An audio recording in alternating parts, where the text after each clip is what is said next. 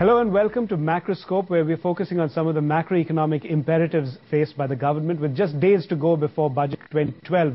The big question that everyone's asking is whether the Finance Minister, Pranab Mukherjee, will allow himself to get bowled over by political compulsions or whether he will focus on sound economics. And to understand that and to get a better perspective of what possibly the Finance Minister ought to be doing, we have with us on the show here in Mumbai Swaminathan S. Ankleshwarya Iyer, who's consulting editor at the Economic Times. We also have Samiran Chakravarti, head of regional research at Standard Chartered Bank. Joining us on the show from Delhi is Mr. Arun Mehra, who's a member of the Planning Commission. But Swami, if I could begin with you, what would you ideally like to see in this year's budget? What I would like to see is a really tough budget.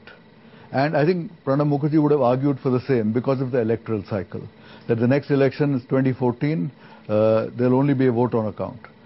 So the last full budget before the election was 2013. That will have to be an election budget with giveaways and so on.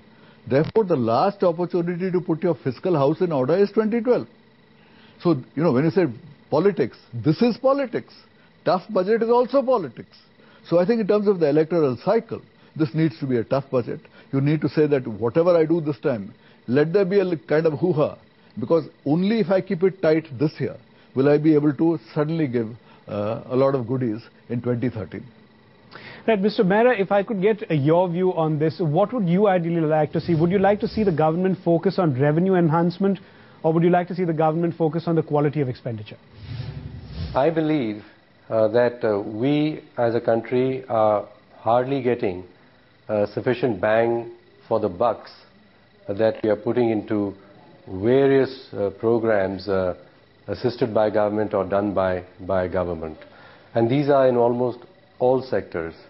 Our infrastructure sector, our social infrastructure sectors. We are not getting returns. The people are not seeing commensurate outcomes from the monies that are invested. And I've got a tight fiscal position. What we must improve is efficiency of execution. Implementation. Right, now Samiran, coming to you, the fiscal deficit is a big issue and it's something that has been concerning everyone. Now, interestingly enough, the fiscal deficit, it is in large part aiding consumption while at the same time crowding out investment. Would you say that this composition to growth is dangerous in the long term? Yes, definitely. One way to look at this is to just see that 87% of expenditure is revenue expenditure, is only 13% is capital expenditure. This, when UPA came to power in 2004-2005, used to be about 25% capital expenditure and 75% revenue expenditure. So this switch in the expenditure mix that has happened, in a way, is reflective of the fact that the government has given a big boost to the demand side of the economy, but on the other hand has not done enough on the supply side. So what we are seeing in a GDP data, that consumption growth is at 6%, but investment growth is at -4%. This divergence can actually be potentially inflationary over the longer term. And if we are not doing the supply side reforms correctly, then possibly the potential growth of the economy itself is coming down, which the RBI governor has mentioned recently at just about 7%. We were kind of used to getting an 8.5–9% number even a couple of years back. So in a way, this consumption-investment balance needs to be corrected through fiscal action. Apart from what the other panelists have suggested, this should be one of the thrust areas of the budget. So now, Swami, bringing it back to you and focusing, or rather continuing to focus on the fiscal deficit, the RBI on its part has flagged this issue of time and again and actually talked about the fact that in the absence of meaningful fiscal consolidation on the part of the central government, it will be constrained in its ability to bring down policy rates to meaningful levels. But how difficult do you believe it is for the finance minister to actually move in that direction? First, I sent a conspiracy. I sent a situation where Pranab Mukherjee tells the RBI governor, I say, you please say that I must bring down the fiscal deficit. That will make it politically much easier for me to bring down the deficit. So I think this is, in fact, RBI governor's statement should have made Mr. Mukherjee smile, far from feeling that something has gone wrong. And it will strengthen his hand. There is an economic argument out there. At the end of it all, I am one of those who's relatively skeptical on the strength and ability of the central bank to switch an economy off and on. In my view, there are the policy issues, investment climate is far more important than 100 basis points of the RBI up or down. I mean, I have seen the economy booming in terms of investment and production when interest rates were much higher in the mid-1990s. So, as I said, the rate of interest that you have right now is not something that you can say is killing. If you compare the real rate of interest, it's not high. In some ways, it's even negative. So I don't think that the RBI and the tough money part is what is dragging the economy down. But there is a general feeling of policy paralysis. There is a feeling that things are not working out. There are even people who will tell you the social contract has gone. When you say this conspiracy angle, would you also say that there is this conspiracy which has successfully been managed by the central government, where it has made it seem to the country at large that if you are complaining about problems that the economy faces, look to the Reserve Bank of India, because high interest rates is what is squeezing the economy, not because of anything that we aren't doing? Well, that is putting too much of a spin on that particular conspiracy, I think, because I don't think the central government wanted growth to slow down. But they haven't done anything to aid it either.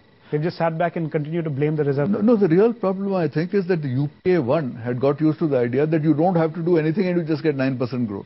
That was their problem. There was a particular inheritance plus the global economic boom, which truly led them to believe, what's the problem? Why do I have to do anything? I'm getting so much growth. And that attitude, I'm afraid, will no longer do. I think they realize it now. Sure.